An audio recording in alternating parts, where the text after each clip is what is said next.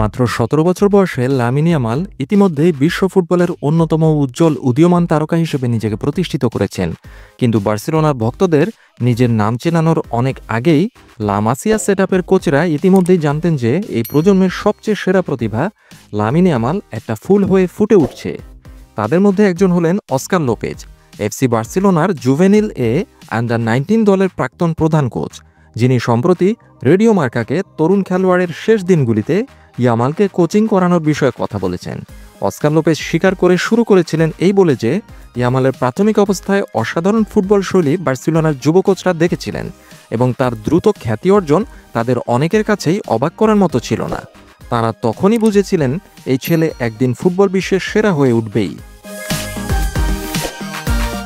Oscar Lopez বলছিলেন, Lamine Yamal ইতিমধ্যেই আপনি এখন যা দেখছেন তার সব কিছুই করেছে, কিন্তু সেই সময়ে লোকেরা তাকে তেমন চিনত না। 15 বছর বয়সে সে ইতিমধ্যেই আন্ডার-19 একজন অবিসংবাদিত স্টার্টার ছিলেন। তার চেয়ে 5 বছরের সিনিয়র খেলোয়াড়দের বিরুদ্ধে সে খুবই সহজেই প্রতিদ্বন্দ্বিতা করেছিল। লোপেজ আরও বলেন, ইয়ামালের টেকনিক্যাল অ্যাবিলিটির উপর কাজ করার পরিবর্তে তার ইমোশনাল মাইন্ডসেটের দিকে আরও ঘনিষ্ঠভাবে নজর দেওয়া আরও গুরুত্বপূর্ণ। লোপেজ বলেন, পেশাদার ফুটবলে খাপ খাইয়ে নেওয়ার জন্য যে মানসিক ভারসাম্য প্রয়োজন তা বজায় রাখার উপর আমি তাকে সেটা শেখানোর দিকে অনেক বেশি মনোযোগ দিয়েছি।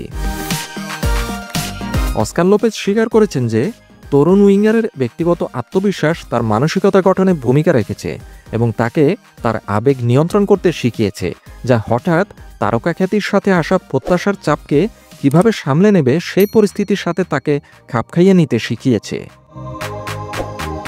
অস্কার লোপেজ বলেন, তাকে তার সময়ের আগে পরিণত হতে হয়েছে।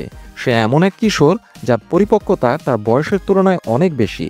লকার রুমে সে সব সময় অন্তর্মুখী, কিন্তু তাকে যা প্রমাণ করতে হবে তা সে মাঠেই প্রমাণ করে, কথা বলে নয়।